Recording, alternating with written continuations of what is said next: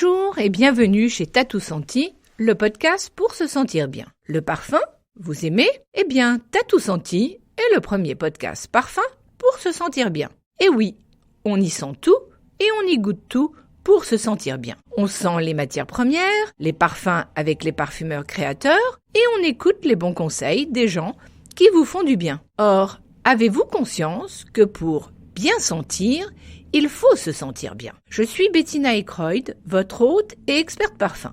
Et je vous donne rendez-vous tous les mardis sur Tatou Senti, le podcast pour se sentir bien, pour un moment convivial avec un invité, pour y découvrir son métier, ses succès et bien sûr, parfum, souvenirs olfactifs et bien-être. Bonjour et bienvenue sur Tatou Senti, le premier podcast parfum pour se sentir bien. On le compare souvent à Indiana Jones. Pour moi, Stéphane est plutôt un Jules Verne des temps modernes, un Robert Fortune et un Théodore Monod. Tous ont en commun le voyage, la découverte, la botanique et une grande curiosité. Et son point commun avec Théodore Monod, c'est la myrrhe. En effet, Théodore Monod a fait des recherches dans les années 70 sur l'encens et la myrrhe au Yémen. Tandis que Stéphane se dit « Je suis sourceur, un peu sorcier, un peu sourcier ». Je dirais qu'il est un sourceur et un passeur de sens. Que ce soit au sein de Behave, sa société de matières premières, ou au sein du sourceur, sa gamme d'huiles essentielles pour le grand public. Stéphane n'a qu'une idée en tête, voire même une obsession, aller à la recherche d'ingrédients anciens et nouveaux pour les parfumeurs, mais à l'unique condition qu'ils soient éthiques, durables et au juste prix pour les populations. Or, Stéphane est un homme pour qui l'amitié, la solidarité et le respect de l'autre comptent et sont autant de valeurs qui l'habitent. Toujours positif, il n'a que de belles histoires à raconter. Alors maintenant, bien assis confortablement, laissez-vous entraîner dans les voyages hors normes de Stéphane. Bonjour Stéphane. Bonjour. Alors, tu as lancé l'année dernière le Sourceur, ta propre marque d'huile essentielle, qui est donc désormais disponible pour le grand public. Et c'est une gamme de 18 huiles essentielles, bientôt 13. Donc, peux-tu nous parler de la petite dernière, qui est le Suji, le cèdre du Japon. Et ensuite, on parlera de la nouvelle gamme des esprits. Alors, écoute, oui, j'ai lancé cette gamme maintenant au mois de juin 2019. Et je l'ai enrichi ce mois-ci d'une huile essentielle de Suji. Et en fait, cette huile essentielle de Suji, je l'ai découverte sur l'île de Yakushima au Japon, l'île la plus au sud du Japon, lors d'un voyage de découverte de matières premières japonaises. J'ai eu la chance de me balader dans ces forêts de cèdres plus que millénaires, puisqu'ils ont des milliers d'années, voire certains plus de 5000 ans. Donc, c'est extraordinaire de voir ces espèces d'arbres majestueux, extraordinairement grands, tortueux, vraiment magnifiques. Et j'ai pu rencontrer des artisans de ce bois de cèdre qui, suite aux ouragans, récupèrent en fait les bois des cèdres millénaires et en font des objets, des pots, des tables. Et j'ai pu sentir ce bois millénaire qui est vraiment extraordinaire, qu'on ne peut sentir même chez un très vieux santal. Il y a vraiment une très très grosse différence de ce cèdre avec les autres cèdres qui sont très secs normalement. Et là, on a vraiment un côté très chaleureux, très crémeux, quelque chose qu'on ne sent que sur de très très vieux santals. Et ce cèdre, en fait, est travaillé sur place par un petit distillateur. Et donc, je suis allé à sa rencontre pour voir comment il distillait. Et je lui ai acheté ses premiers kilos de cèdre que je vends maintenant au travers du sourceur. Et alors, en fait, jusqu'à maintenant, la parfumerie l'utilisait, ce cèdre, ou tu es le premier à l'introduire? Alors, c'est un cèdre qui est déjà connu de la parfumerie, mais par rapport au cèdre classique, le cèdre Atlas ou autre cèdre de Virginie, c'est un cèdre qui est extrêmement cher. On est à plusieurs milliers d'euros le kilo, donc il est très peu utilisé par la parfumerie. D'accord. Quand on a préparé cette interview, tu m'as parlé d'une gamme Les Esprits au sein du Sourceur. Peux-tu nous en dire plus? Sourceur, c'est d'abord une marque qui a envie effectivement d'apporter ce que j'ai trouvé pour la parfumerie auprès du grand public, et donc de pouvoir avoir la chance de pouvoir sentir ces matières-là, et surtout de se positionner sur l'aromacologie, donc se faire du bien avec les odeurs. Et donc l'idée des esprits, en fait, m'est venue quand j'ai créé Mhm. les alcools avec de la parfumerie, où en fait, cet alcool est une recette qui date de plusieurs dizaines d'années, voire centaines d'années, de parfumeurs français qui avaient découvert effectivement que plutôt que passer de la concrète à l'absolu en chauffant la matière, on pouvait laver la concrète à froid, la filtrer. En faisant cette opération plusieurs reprises, on avait effectivement un alcoolat, ce qu'on a appelé esprit de parfum. Et là, on a des esprits de parfum qui sont très floraux, voire fruités, qui permettent là aussi de jouer sur les humeurs. D'accord. Et là, il y en a combien? On a 7 esprits qui vont du Mhm. jasmin, la tubéreuse, la fève tonka, le cacao, l'osmanthus pour les notes un petit peu plus fruitées. Donc on a ces 7 matières qui sont effectivement qui ont été mises en route il y a un mois maintenant. Ok. Alors, avant qu'on rentre dans le vif du sujet, est-ce que tu peux en fait nous dire à quel point, comment cette crise sanitaire impacte ton activité et ce que tu envisages et comment tu vois l'avenir? Écoute, moi, ce que je vis en fait dans mes voyages depuis quelques années, je vois quand même pratiquement concrètement, notamment les changements climatiques qui impactent les producteurs. Je suis allé à Mhm. Tahiti, j'ai rencontré des producteurs perliers qui sont obligés d'aller mettre leurs essaims d'huîtres beaucoup plus loin, beaucoup plus profond parce que la mer s'est réchauffée et donc ils ont besoin d'une température plus froide. J'ai vu les producteurs de vanille à Madagascar, là aussi, voir des changements, les changements climatiques impactés sur la floraison des vanilles, et donc qui dit fleur dit aussi gousse. J'ai vu les décalages, notamment en France, sur les récoltes de jasmin l'année passée, des décalages de récoltes de jasmin de plus d'un mois. Donc on voit déjà les effets du réchauffement climatique, et le fait que aujourd'hui il y ait un petit peu moins de biodiversité entraîne justement le risque d'avoir des virus qui viennent beaucoup plus fréquemment sur l'Europe et sur le monde occidental.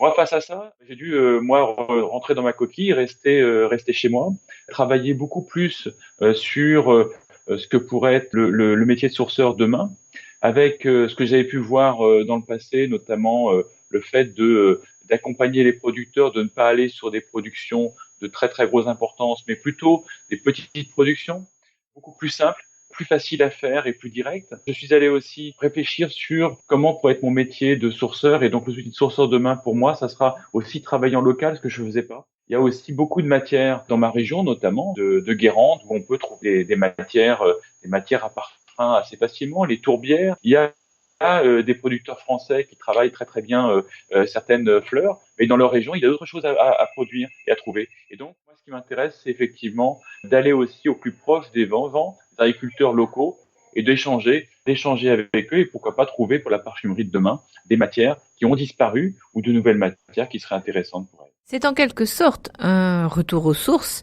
et aussi une façon de redécouvrir les trésors de la France. En fait, ramener ce que je faisais à l'international, le ramener en local, contact humain avec les producteurs. Ce qui est important, c'est toujours être en contact avec les agriculteurs. J'en ai la chance de rencontrer aussi des anciens qui avaient certaines méthodes de transformation, Mhm. qui ont connu des matières qui aidaient à soigner ou qui parfumaient. Et je crois qu'il faut redécouvrir ce patrimoine-là et en découvrir d'autres. Il y a des chefs français qui vont à la cueillette, à la récolte d'herbes qui sont très bonnes pour l'alimentaire, mais pourquoi pas pour la parfumerie. Et donc, il y a ce métier que je faisais au-delà, ben, peut se porter aussi en France. Bah écoute, tant mieux, ce sont des bonnes nouvelles, c'est du positif et je trouve que c'est très intéressant.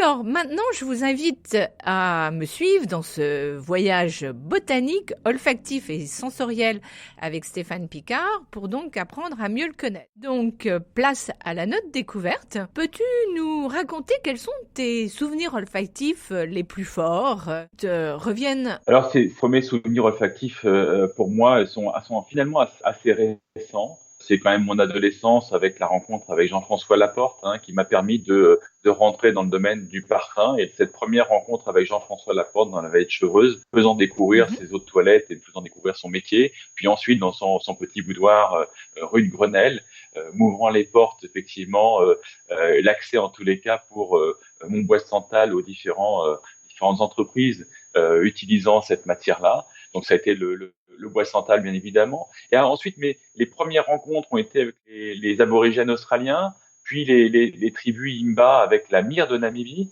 où elles s'enduisaient le corps et les cheveux aussi de cette résine de myrrhe qui exude naturellement d'un petit arbre, le comifora, en Namibie. Et elles mélangent cette résine avec l'ocre du sol et avec la crème de leur lait, puisqu'elles sont des éleveurs nomades, qui donne une espèce de pâte rouge et qui vient sur les cheveux, sur le corps, sur le visage, vient vraiment apporter une couleur et une odeur vraiment très très particulière. Et c'est une odeur que tu as redécouvert avec elle? C'est une odeur que tu aimes? Très, très sincèrement, c'est une odeur que je n'aime pas parce que, en fait, la crème de lait qu'elles utilisent, c'est une crème de lait qui est très rance. Et donc, il y a ce côté rance qui est très, très fort et très puissant, qui donne ce côté presque animal à la matière et qui, la myrrhe par elle-même, qui est très terpénique, vient apporter une puissance vraiment très, très importante. Donc, la puissance des terpènes de la myrrhe, accompagnée de ce côté lait crémeux, dépassé, rance, c'est pas ce qu'il y a de mieux. Et quand à mon tour, on a utilisé cette myrrhe de Namibie avec notamment avec Jean-Jacques de l'époque de Takasago, on avait fait un produit, un parfum à base de myrrhe, mais aussi mêlant de la rose et de la rose de centifolia, etc. Et quand j'aurais rapporté ce parfum pour leur montrer ce qu'on avait fait avec leur myrrhe, elles ont détesté. C'était un rejet total.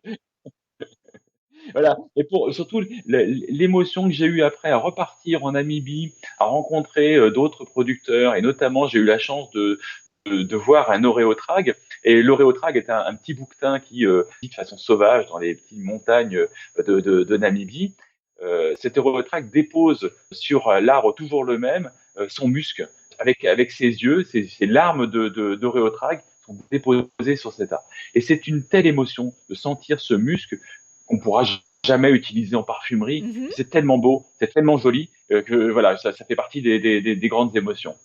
Et alors, parmi les parfums que tu as découverts avec Jean Laporte, quand tu as fait ce stage avec lui, y en a-t-il un qui a retenu ton attention et dont tu pourrais nous parler? Écoute, je me souviens plus du nom, mais je sais qu'il avait fait un parfum notamment avec des noyaux de cerise que je trouvais extraordinaire. J'ai perdu le nom et j'ai essayé de le retrouver très récemment d'ailleurs et il ne fait plus partie du tout de la ligne de ces parfums malheureusement. D'accord. Alors, j'ai pu remarquer que les livres ont une grande importance pour toi. Donc, j'aimerais que tu nous parles de ceux qui t'ont marqué, tant à titre personnel qu'à titre professionnel. Écoute, les livres ont une importance parce que surtout c'est aussi la base de mes recherches. Je suis obligé avant de partir à la découverte d'une tribu, d'un pays, d'une matière première, d'aller à la recherche historique des gens qui ont pu notamment voyager, rencontrer ces personnes-là, rencontrer ces matières. Et donc il y a toute une recherche en fait bibliographique qui est nécessaire. Avant de partir, on part pas en voyage comme ça, le nez au vent. On part aussi avec un certain nombre de bagages pour savoir gros ce qu'on va trouver. Après, il y a la surprise du voyage, bien évidemment. Mais c'est une façon aussi de mieux les connaître et de mieux comprendre. Exactement, c'est une façon de mieux les comprendre et mieux appréhender. Puis moi, qui n'ai pas de background du tout de la parfumerie, ça me permet d'avoir quelques connaissances que je n'aurais sans doute pas eues. Effectivement, les lectures, que ce soit dans ma vie professionnelle d'avant, je dirais, quand j'étais commercial dans l'assurance, un livre comme Comment se faire des amis de Dale Carnegie a été un des marqueurs pour moi de la relation qu'il faut avoir par rapport à un certain nombre de gens. Et ce sont des comportements qui sont assez faciles à reproduire dans la vie courante. Et en fait, le fait de se faire des amis de ces relations est assez simple finalement. C'est vraiment quelque chose un b.a.-ba important. Et puis Saint-Exupéry fait partie aussi de ma famille avec Le Petit Prince. Et Le Petit Prince, pour moi, ça reste quand même un livre de chevet parce que là aussi, l'amitié, c'est quelque chose qui est très très important que j'ai découvert à Passy-Buzenval où j'ai fait mes études dans la région parisienne. L'amitié est très important et l'amitié aussi avec les parfumeurs, avec les gens que je peux rencontrer est un élément important pour justement créer des liens. Je dis le Petit Prince à un moment donné. L'amitié, c'est ça, c'est créer des liens. Tout à fait, c'est un livre merveilleux et qui va de 9 ans à 99 ans. Quand tu dis que ça fait partie de ta famille, c'est que tu as un lien avec l'auteur? Oui, c'est un lien donc familial, mais je suis un petit cousin entre guillemets de Saint-Exupéry. Alors donc comme tu viens de le dire, tu as été en fait avec ton frère pensionnaire à Passy-Buzenval. Quelles sont les valeurs que tu retiens de ces années-là? Écoute, moi, ce qui m'a marqué, alors d'abord, je voulais pas y aller. J'étais vraiment un enfant très proche de ma maman et je voulais pas quitter ma mère. Et quand mes parents ont décidé pour moi de m'inscrire à Passy-Buzenval, je suis rentré en sixième, c'est relativement jeune pour quitter ses parents quand même, parce que quand on est pensionnaire, on part le dimanche soir et on revient le vendredi. Donc c'est une coupure qui était assez importante pour moi. Oui, c'est jeune. Ouais, une déchirure, c'est ça. Par contre, j'ai trouvé des valeurs importantes. C'est là que on a une absence d'amour entre guillemets de ses parents. À un moment donné, on recrée des liens là aussi d'amitié. On a ses copains là, j'avais des copains qui venaient de la France entière, donc c'était vraiment ces liens étaient très importants. C'est une école où on travaillait en tous les cas très très dur. Je me rappelle d'études de soir où on commençait l'étude à 8 heures et on finissait à 10 heures. Donc c'était quand même, on travaillait au-delà des normes en termes de travail. Et quand effectivement on était dans les dortoirs de 100 lits, tout était minuté, organisé, et on avait très peu de temps pour soi et beaucoup de temps pour le travail. Mais aussi, il y avait cette chance, et on a cette chance à Passy-Buzenval d'avoir le sport. Et on avait un après-midi par semaine complet de sport. On pouvait aussi bien faire du football que du tennis, Oui. voire d'autres types de sports. La valeur travail était importante, la valeur amitié était importante, la valeur solidarité. Quand on était punis tous ensemble. Donc quand quelqu'un faisait une faute, c'était tous ensemble qu'on était punis. Et quand on était récompensé, on était récompensé tous ensemble. Donc il y avait ces valeurs-là qui sont des valeurs importantes aujourd'hui pour moi. D'accord. Alors, donc, après l'INSEC, tu démarres ta carrière à la Mondiale. Et là aussi, quels sont les enseignements de cette première expérience dans le monde des assurances? Écoute, c'est très bizarre parce que j'ai fait l'INSEC, l'école de commerce de Bordeaux. Je souhaitais rentrer dans le monde du marketing et je m'étais dit, mais avant de faire du marketing, il faut que je sache ce que c'est que la vente. Et pour moi, les meilleures écoles de vente, c'était effectivement les écoles Rank Xerox, des photocopieurs, etc. Et les écoles d'assurance. Et je suis rentré à la Mondiale assez facilement, mais pour aller faire du commercial terrain, donc aller vraiment à la rencontre des gens. Et je peux te dire que les premières fois, c'était compliqué parce que quand tu dois rentrer chez un boulanger pour proposer de l'assurance où on te dit assureur voleur, etc., c'est compliqué. Et quand Oui. on arrive à établir, grâce à la Mondiale, en fait, une technique de commercialisation qui est liée aux relations, là aussi au réseau, c'est-à-dire que on va à la rencontre des gens, mais sur recommandation des autres.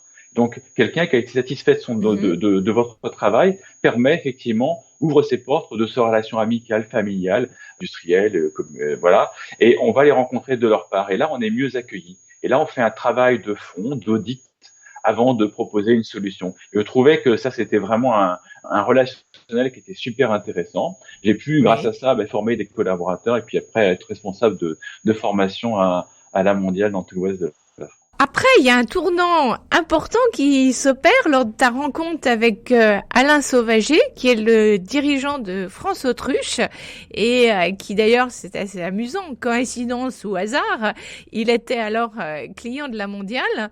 Donc, raconte-nous cette expérience que tu as pu vivre dans cette société France Autruche, où tu es rentré par la suite. Et c'est un peu ce que je te disais, c'est on crée des liens là aussi commercialement, et même à la Mondiale, on crée des liens qui sont des liens au-delà du lien simplement du contrat. On a des liens qui deviennent des liens amicaux. Et à l'Insolvabilité, c'était le cas. J'avais effectivement assuré l'entreprise et on était devenus amis. Il me dit, écoute, j'ai besoin de quelqu'un comme toi pour développer tout ce qui est la branche cosmétique et la branche cuir que je veux développer au sein de France Autruche. France Autruche, c'était une trentaine de milliers d'oiseaux qui couraient en Loire-Atlantique, ruches et émeux, les émeux étant l'autruche australienne. Et lui vendait la viande, commercialisait la viande, et souhaitait vendre tout ce qui était cosmétique à base de graisse animale et puis les cuirs. Et donc ça a été la rupture à ce moment-là avec la Mondiale en disant écoutez, je pars pour un projet qui me paraît intéressant. Si je dois sacrifier les 2 tiers de ma rémunération, j'ai envie de partir, c'est le moment. Et je suis parti à ce moment-là pour aider Alain à lancer et à créer ces marques de cosmétiques et de cuir. Et c'était à ce moment-là que j'ai rencontré Steve Birbeck, qui était son associé ou son partenaire australien, qui l'aidait, lui, à importer notamment les émeux d'Australie. Oui. Et donc, Steve, ça a été la rencontre qui m'a fait venir d'abord chez France Autruche et qui m'a fait ensuite l'accompagner sur le Santal. Oui, parce que la suite donc continue avec à ce moment-là Steve, qui est l'homme du Santal australien. Malheureusement, cette histoire France Autruche s'est mal terminée. On a déposé le bilan. Il fallait toujours des capitaux supplémentaires pour développer. Et il n'y avait pas suffisamment de capitaux. Donc, on a dû arrêter les projets cosmétiques et cuir. Mais Steve Birbeck, avec qui j'avais créé, là aussi, des liens d'amitié, s'est lancé, lui, en Australie sur la distillation du bois de santal. Et pour la première fois, il était autorisé par le gouvernement australien à distiller ce bois. Et donc, il avait besoin de quelqu'un en France pour proposer cette alternative au bois de santal indien. Il m'a demandé amicalement si je voulais le faire. Et donc, je suis retourné voir Jean Laporte, qui m'a donc... Oui, parce qu'en fait, avec Steve, c'est ton premier pas dans le monde du parfum. Donc, justement, comment ça s'est passé ? Exactement. Ah, c'était très drôle parce qu'en fait, moi, je connaissais absolument rien et donc, je me suis souvenu de mon contact avec Jean-François Laporte. Je suis retourné le voir. Il m'a donné quelques maisons à aller voir, quelques contacts à rencontrer. Et je lui ai proposé l'huile essentielle de bois de santal directement au parfumeur. La première fois, je me suis fait jeter puisque le bois de santal australien est très, très différent du bois de santal indien. Et donc, les parfumeurs ne s'y reconnaissaient pas. Et puis, petit à petit, puisque le bois de santal indien était de plus en plus déforesté, de plus en plus cher, l'alternative santal australien commençait à devenir crédible avec une amélioration des qualités. Il faut dire que Steve était passé de la distillation du santal dans sa cuisine à une distillation véritable, une véritable société, etc. Et on a réussi à avoir un produit exemplaire dans le domaine du parfum. Et ce qui était intéressant, là, ce qu'on proposait, nous, de notre côté, c'était un santal notamment durable. À chaque fois qu'on coupait un arbre, on en replantait une douzaine. Et surtout, éthique et sur lequel on payait le juste prix aux aborigènes. Pour la première fois, on montrait qu'un aborigène pouvait gagner aussi bien qu'un blanc en Australie. C'est vraiment une révolution là-bas à l'époque. Et c'était une révolution pour le domaine de la parfumerie puisqu'on était les premiers, je pense, à aller sur cette route du développement durable. Alors, quelles sont les premières sociétés de création qui t'ont écouté et puis ont acheté du santal australien ? Alors là aussi, j'utilisais un petit stratagème puisque j'étudiais notamment quels étaient les parfums qui étaient composés à base de santal, notamment le Samsara de Guerlain qui contenait plus de 10%, donc qui avait fait une révolution dans ce domaine parce que le bois de santal à 10% dans la composition, c'est un peu extraordinaire. Ouais, c'est un bel accord santal-jasmin. Exactement. Et pour ce faire, d'ailleurs, pour le lancement de Samsara, Guerlain avait dû acheter plusieurs tonnes de santal pour couvrir leur réassort. Donc, c'était vraiment une demande très, très importante à l'époque. Mais la société qui a permis au santal australien de réussir, ça a été Givaudan. Givaudan a vraiment ouvert ses portes à un moment donné en disant, bon, on arrête de travailler avec ce santal indien album qui est déforesté, pour lequel on tue un certain nombre de personnes, et on passe maintenant au santal australien, sachant que la difficulté est de remplacer le santal indien par le santal australien, puisque les notes sont quand même très très différentes. Mais Givaudan a pris le risque à un moment donné de dire ok, stop, on arrête, et on avance avec le santal australien, avec Steve Birbeck, avec Stéphane Picard, avec Montromance, qui était la société australienne distillant le santal. Et ça a été vraiment les premiers à rentrer le santal australien et à faire notamment l'eau des merveilles d'Hermès avec ce santal. D'accord. Alors maintenant, faisons un stop pour maintenant parler de Behave, qui est vraiment ta société de matières premières. Donc en fait, elle est née en 2007. Et Behave, ce qui est assez joli, et ce qui te ressemble aussi quand on apprend à te connaître, c'est la réunion entre ces deux verbes to be and to have. Donc en fait, c'est l'association entre savoir-être et savoir-faire. Donc c'est un engagement en fait comme une vocation.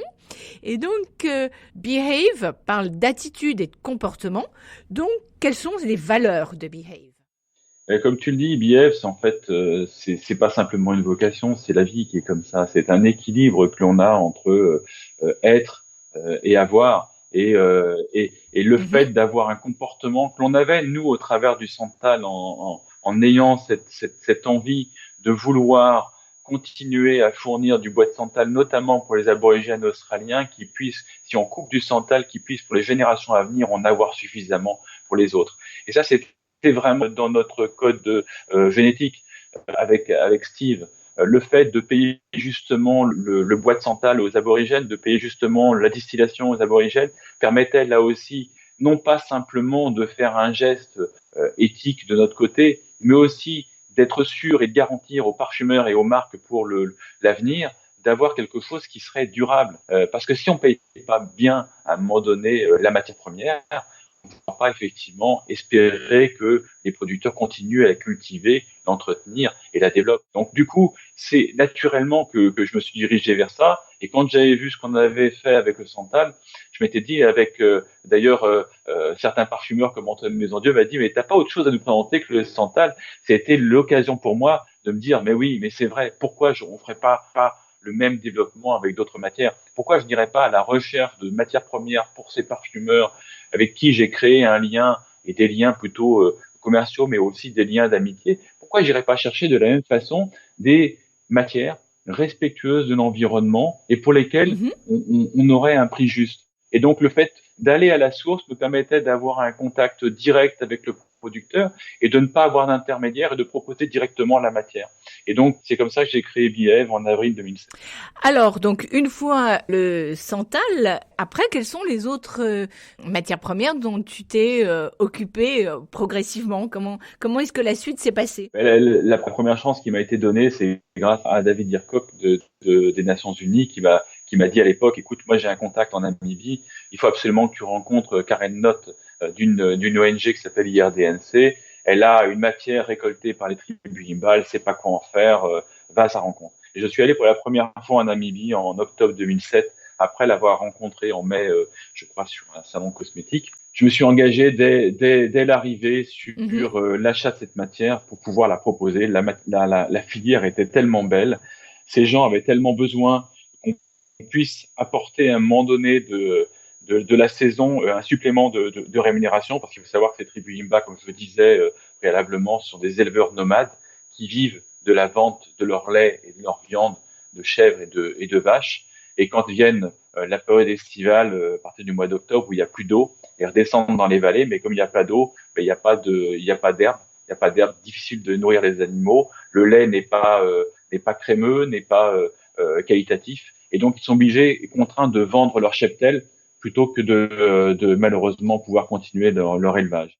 Et c'est cette période-là où la myrrhe, la Commiphora wildi exude, et donc c'est une chance que ces tribus Imba puissent naturellement aller recueillir cette résine et la commercialiser. Donc ça leur fait une rémunération pendant la période où c'est la période de sécheresse dans le Kaokoland en Namibie. Et elles ramènent cette résine.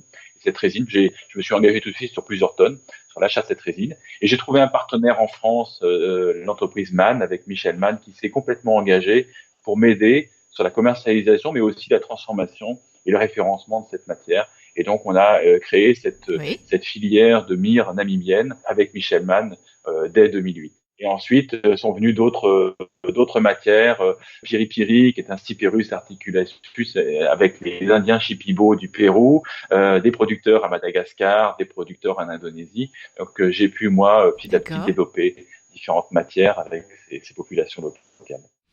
Alors justement, parmi ces autres matières, est-ce qu'il y en a une autre dont tu aimerais nous parler? Le Cypirus, par exemple, le Cypirus articulatus, c'est une matière qui est assez emblématique, notamment des Indiens Shipibo, parce que c'est en fait un roseau qui pousse de le Ucayali, qu'on peut replanter et qu'il replante Oui. régulièrement. Et les racines de ce roseau, en fait, sont utilisées comme filtre d'amour et d'amitié par les Indiens Shipibo. Et donc, il y a une jolie histoire derrière tout ça, qu'avec l'ONG Cœur de Forêt à l'époque, on est allé les aider à construire une petite unité de distillation pour pouvoir distiller ce piri-piri, qui est ces racines séchées. Donc ils nous ont montré comment Oui. ils concassaient les racines, puis distillaient. Et puis j'ai acheté bien sûr toute la production de Piri Piri pour pouvoir la proposer. Alors c'est une production qui reste très petite en termes de volume. On est sur quelques kilos, voire une dizaine de kilos par an. Et donc je garde en fait cette matière plus pour des parfums de niche, parce que là aussi il faut qu'il y ait une corrélation entre ce qui peut être produit et ce qui peut être utilisé. Sinon, il n'y a pas d'avenir. Si j'allais proposer une matière comme ça à un grand groupe, malheureusement, il n'y aurait pas suffisamment de cette matière et on irait sur des éléments commerciaux qui ne seraient pas supportables ni pour les chipibots, ni pour les parfumeurs. Tout à fait. Et alors donc, je crois que Michel Runitska en a utilisé pour un de ses parfums. Alors oui, Michel l'utilise régulièrement. C'est une des matières fétiches pour lui. Il l'a utilisé aussi parce qu'il a, connaissant Michel, la générosité qu'ont beaucoup de parfumeurs. Et il a créé aussi un parfum pour les chipibots qu'il a créé pour eux et qui est vendu localement par les chipibots. Donc, en dehors de Parfumeurs sans frontières, Michel apporte aussi son écho à ce développement durable. D'accord. Donc, dès le départ, tu as en fait donné la priorité aux parfumeurs, mais en fait, comment est-ce que tu as gagné leur confiance ? En fait, c'est là aussi, je reviens un peu sur les bases commerciales et relationnelles que j'ai pu avoir avec eux. L'idée, c'était de découvrir ce que c'était que le santal comme matière et voir quels étaient les principaux parfums qui avaient utilisé cette matière et quelles étaient donc les marques utilisant le santal, quels étaient les parfumeurs qui avaient utilisé beaucoup de fois le santal et donc qui, a priori, aimaient bien cette matière. Et donc, j'ai récupéré un certain nombre de données de tout ça, mixé l'ensemble des données, et je me suis aperçu un certain nombre de parfumeurs de certaines grandes maisons, soit Firmenich, Gévaudan ou autres. J'ai pu savoir quels étaient les nez qui utilisaient le plus souvent le santal. Et ce que je faisais, c'est que je regardais la dernière création de ces nez, je passais chez Sephora, et je me parfumais de leur dernière création et j'allais les voir. Et donc, quand j'entrais en relation avec eux, ils disaient, mais qu'est-ce que tu sens bon? Et bien évidemment, je sentais bon, je sentais leur... C'était une façon de les flatter et de les caresser dans le sens du poil, cher Stéphane. Exactement. Alors, c'est pas toujours possible parce qu'il y a effectivement des parfums féminins qui sont plus compliqués à porter, et puis tu peux pas faire ça 3 fois par jour, bien évidemment, mais c'est une astuce qui était assez sympathique. Et puis le fait d'avoir une seule matière à représenter, contrairement à tous mes collègues qui pouvaient avoir des centaines de matières, moi j'en avais qu'une à proposer, et donc du coup, quand on n'a qu'une matière à proposer et qu'on a créé des liens avec les parfumeurs, eh bien on est amené à parler d'autre chose. On parle bien sûr de nos relations, de la vie, de ce qu'ils sont en train de créer. Et là, à ce moment-là, ils s'ouvrent complètement et vous montrent leur dernière création. Ce que tu en penses? Alors que moi, je suis absolument novice dans le domaine. Mais tu penses pas que ça sent un peu trop ceci, un peu trop cela? Et donc, c'est comme ça que moi, je me suis formé avec eux ou auto-formé en comprenant ce qu'ils voulaient dire par le langage qu'ils avaient, qu'ils utilisasaient au niveau de la parfumerie. J'ai été aussi amené à comprendre qu'il y avait des manques dans leur recherche ou dans leur recherche d'ingrédients, qu'il y avait des choses qui leur palette, des choses qui leur plaisaient, des choses qui leur plaisaient moins, et puis des choses qu'ils avaient connues et qu'ils ne trouvaient plus. Et donc c'est un peu comme ça que j'ai appris à découvrir leur univers et de me fasciner aussi sur les matières premières en parfumerie et sur aussi sur ce qui a existé, ce qui n'a pas existé, ce qui pourrait être fait. Et donc quand Antoine Maisondieu m'a dit, écoute, t'as pas autre chose de présenter que le santal, ça serait bien que tu trouves autre chose. Et ça m'a donné vraiment un coup de pied au derrière pour aller à la recherche d'autres matières premières pour les parfumeurs avec lesquels j'étais en relation plutôt amicale. Donc, si je comprends bien, Antoine a été un des premiers à être ouvert à ce que tu proposais. Exactement, et Antoine a été le promoteur de Bièvre à son origine. D'accord. Alors justement, par rapport à Behave, en fait, j'ai lu que tu te voyais plus comme un passeur de sens. Qu'est-ce que tu veux dire par là?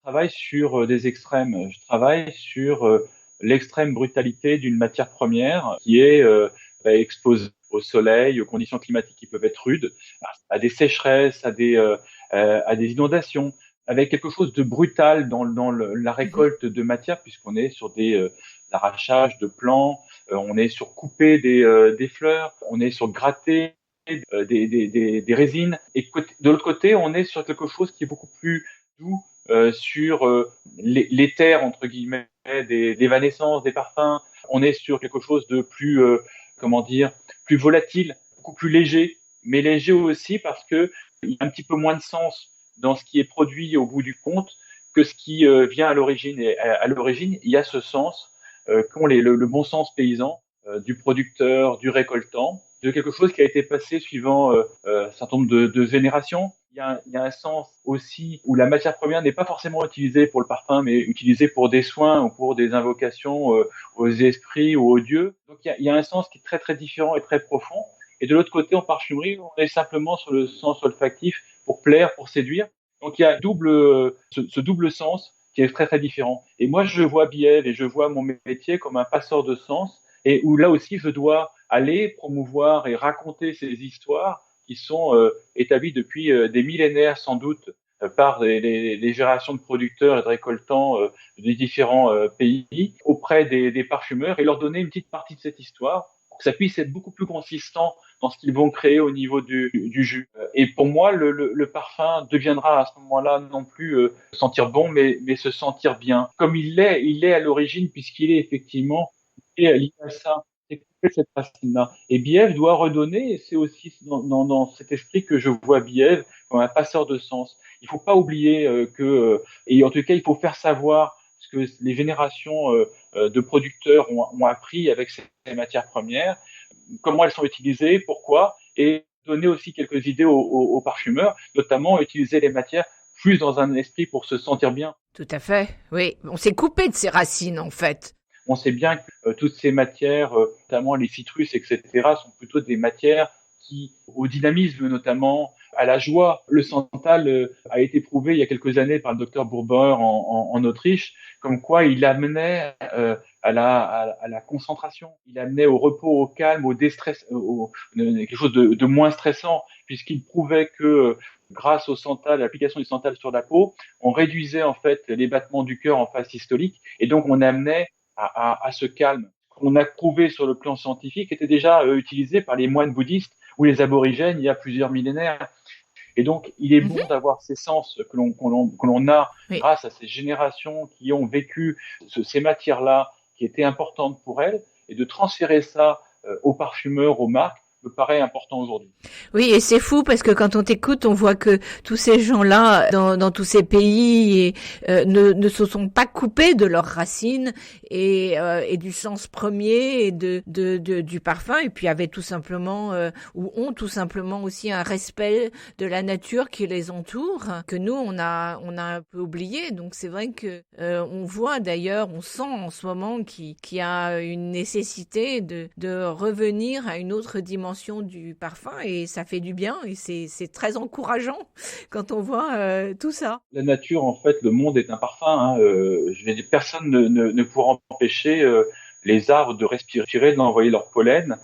Moi, je me rappelle cette expérience, là encore en Namibie, sur un acacia où on souhaitait récupérer un peu de racines de cet acacia. En attaquant l'arbre par la racine, en fait, l'arbre a rejeté une odeur nauséabonde terrible. Le fermier du coin disait mais que c'était logique, et quelque part, les animaux qui viennent manger notamment les fleurs et les fruits de cet acacia rejettent cette odeur vraiment très très pestilentielle et qui évite à l'arbre de se faire attaquer de toutes parts, et il transmet par les racines aux autres arbres aux alentours ce danger. Et donc il y a c'est extraordinaire de découvrir qu'en fait on n'a rien inventé, mais on découvre chaque jour la manière dont les arbres, les produits naturels se défendent de plaire. Les cactus émettent une journée par an simplement une fleur et vont attirer l'insecte pour pouvoir être pollinisé. C'est formidable d'observer la nature, et ça on ne peut le faire qu'avec du temps, de la lenteur. Dans la précipitation, on ne peut pas le faire. Et donc moi je disais encore que ce monde est en fait dans lequel on respire. C'est un véritable parfum. Donc quand on nous embête avec tous les allergènes, etc., mais ils sont déjà présents dans l'air. Donc on peut toujours réduire le nombre d'huiles essentielles d'orange dans un parfum. Personne n'empêchera qu'on épluche une orange et d'avoir beaucoup plus d'allergènes sur la peau et sur les mains que dans un parfum. Enfin voilà. Tout à fait. Non, mais c'est merveilleux, c'est qu'en fait, il faut redécouvrir l'intelligence inouïe de cette nature et comment elle sait aussi, à certains égards, se préserver. Je me souviens aussi de Sonia qui me racontait racontait lors d'un de ses voyages qu'elle avait essayé de sentir une fleur et puis qu'un matin, elle sentait pas. Et puis le surlendemain, elle était passée dans la cour de l'hôtel et tout d'un coup, l'odeur avait été réapparue. On pense qu'on peut la maîtriser, mais je ne crois pas. Exactement. Il y a un temps pour. C'est pas facile de la maîtriser. C'est la nature qui nous maîtrise, c'est pas nous, c'est elle qui décide. Moi, je me rappelle effectivement cette expérience que j'ai eue sur la fleur, là aussi, où le matin, elle sentait rien, le soir, elle sentait. Elle se découvre à son moment, elle a son propre moment, justement, pour attirer, pour séduire. Et c'est bien, et c'est pour ça qu'il faut prendre son temps. Et il faut pas penser que les fleurs sont muettes. Les fleurs sont muettes, loin de là. C'est qu'on n'a peut-être pas trouvé le bon moment ou le bon moyen pour trouver effectivement la manière de capturer son odeur. Et puis surtout, la nature a un rythme, et un rythme qu'il faut respecter. Et je pense que jusqu'à maintenant, on l'a peut-être pas forcément toujours respecté en voulant aller toujours plus vite. Et donc, c'est sa manière de se protéger aussi. Tu as raison, il y a ça, mais il y a aussi le fait que l'olfaction est un des sens qui est sans doute le moins développé chez l'homme.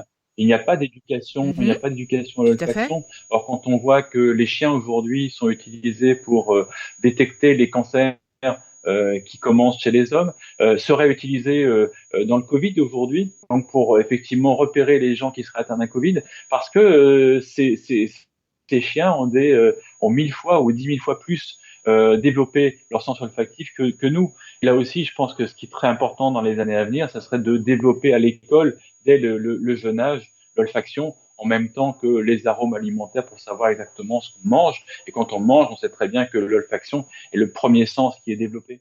Oui, absolument. Les deux sont liés et interconnectés. La suite du voyage avec Stéphane Picard se poursuit mardi prochain. En attendant, sentez-vous bien.